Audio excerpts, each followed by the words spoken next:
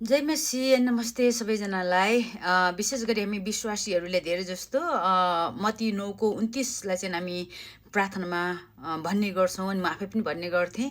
त्यहाँनिर चाहिँ तिमीहरूको विश्वास अनुसार तिमीहरूलाई होस् भनेर चाहिँ परमेश्वरको जीवित वचनले भन्दछ। विशेष गरी तर येशू ख्रीष्टको उद्देश्य र योजना चाहिँ जो एउटा मानिस जो अन्धो थियो अनि उसको आँखा खोलिदिनु भयो अनि संसारको यवत थोक र भौतिक थोक प्राप्त गर्नलाई मात्र उहाँले आँखा चाहिँ खोलिदिनु भएको होइन, भनौँ उहाँको उद्देश्य चाहिँ त्यो होइन भन्ने कुरा पनि तपाईँ र मैले जान्नु पर्दछ।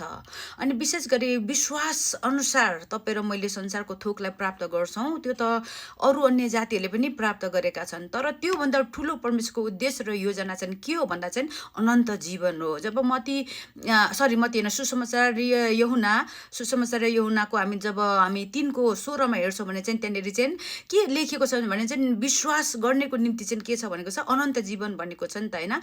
अनि परमेश्वरको मेन येशू ख्रीष्ट यो संसारमा आउनुको मेन उद्देश्य र योजना, विश्वासको मेन उद्देश्य भनेको चाहिँ विश्वासमा दैनिकी जीवनमा परमेश्वरसँग रहनु, भनौँ परमेश्वरसँग जोडिराख्नु हो भने अर्को चाहिँ अनन्त जीवन हो। त्यसै कारणले तपाईँ र मेरो विश्वासले चाहिँ परमेश्वरसँग जोडिराख्छ र तपाईँ र म विश्वासमा अन्तिमको दिनसम्म स्थिर रहन्छ भने अनन्त जीवनमा भनौँ न हामीलाई चाहिँ लान्छ। अनि हाम्रो विश्वास चाहिँ संसारको भौतिक थोक प्राप्त गर्नलाई मात्र होइन, तर अनन्त जीवन प्राप्त गर्नलाई हो।